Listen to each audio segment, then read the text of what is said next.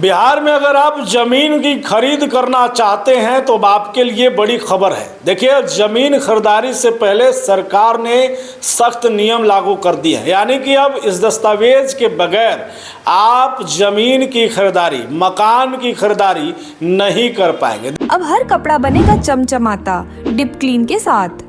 आपका विश्वास, हमारा वादा। देखिए, आपको हम बता दें कि जमीन से जुड़े हुए तमाम मामलों को लेकर के हम आपके बीच आते रहे और लगातार बिहार सरकार के द्वारा, भूमि एवं राजस्व विभाग के द्वारा जो भी अपडेट आता है आपको बताते हैं। इस वक्त की बड़ी खबर हम आपको बता रहे हैं कि बिहार सरकार द्वारा ये बड़ा फैसला लिया गया है कि अब जमीन की खरीदारी करने से पहले या किसी मकान की खरीदारी करने से पहले अब आपको इन दस्तावेजों को देना होगा। उसके बगैर किसी तरीके की कोई रजिस्ट्री नहीं होगी और आप उस ज़मीन को खरीद भी नहीं पाएंगे।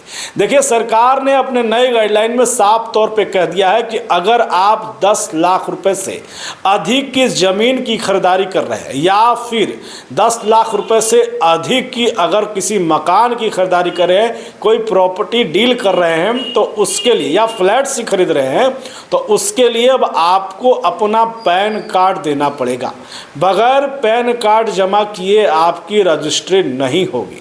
अगर जिनके पास पैन कार्ड नहीं है तो उन्हें भी अपना जो है वो प्रमाण पत्र देना होगा, लिखना होगा कि हाँ मेरा पास ये परिस्थिति है और हम ये हैं, अपना पूरा परिचय के साथ देना होगा, तब ही रजिस्ट्री होगी। यानी कि अगर आपके पास 10 लाख रुपए से ज़मीन खरीदारी के कागजात मिल गए हैं, 10 लाख रुपए से अधिक की ज़मीन खरीदारी करनी है तो पैन कार्ड आपको जमा करना होगा। देखिए, सरकार ने इसके पीछे तर्क दिया है। सरकार का कहना है कि कई बार ये देखा गया था कि गलत, फर्जी खास करके दस्तावेज तैयार करके और इसकी ज़मीन की रजिस्ट्री करा ली जाती थी और उसके पीछे जो ज़मीन का मालिक होता था, असल मालिक, उसको पता ही नहीं चल पाता था कि अब बाद में जब वो जाता था तब उसको मालूम चलता था कि अरे उसकी तो ज़मीनी रजिस्ट्री हो गई है।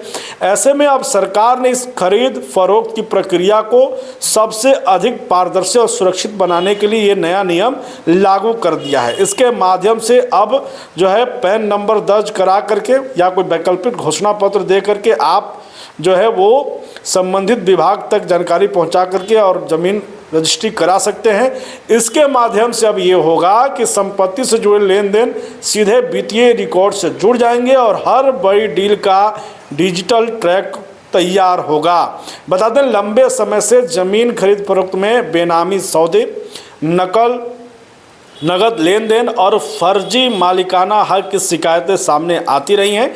कई मामलों में असली ज़मीन मालिक को बाद में पता है। जैसे हमने आपको साफ तौर पे कहा कि कई बार ऐसा होता था कि फर्जी दस्तावेज बनाकर कैश पर जो है वो खरीदारी करते थे और दस्तावेज तैयार ना हो और जिसका अपना ज़मीन है वो बाद में उन्हें मालूम चलता था कि किसी ने उनके ज़मीन को खरीद लिया। लेकिन अब क्या होगा, सरकार ने इस पर बड़ा फैसला लिया है कि अब आप अगर ज़मीन खरीदना चाहते हैं, 10 लाख से ऊपर की अगर ज़मीन है तो सबसे पहले अपना पैन कार्ड दर्ज करें, जिसे आगे जा कर के डिजिटल भी किया जाएगा। यानी कि अब अगर आप ज़मीन खरीदेंगे, कौन सा ज़मीन आपका हुआ, इसका पूरा डिजिटल दस्तावेज सरकार के पास होगा और जब कभी ऐसी आवश्यकता पड़ेगी तो फिर वो उस पर ट्रैक भी किया जा सकता है। देखिए, हमने भी आपको इससे पहले भी एक न्यूज़ दिखाया था कि कई जिलों में ये घटना सामने आई थी जहां पर नगद लेन देन, फर्जी कागज़ बना करके करोड़ों रुपए का लेन देन कर लिया गया था, ज़मीन रजिस्ट्री करा ली गई थी और वैसे ज़मीन को बाद में विभाग ने चिन्हित किया था और वैसे राजस्व कर्मचारियों पर एक्शन भी लिया था। तो उसी को सुधारने के लिए सरकार ने ये बड़ा फैसला लिया। हालांकि सरकार के इस फैसले पर आपकी क्या राय है, कमेंट में ज़रूर बताएं। लगातार हमारे साथ बने रहिए, देखते रहिए बुलेटिन न्यूज़।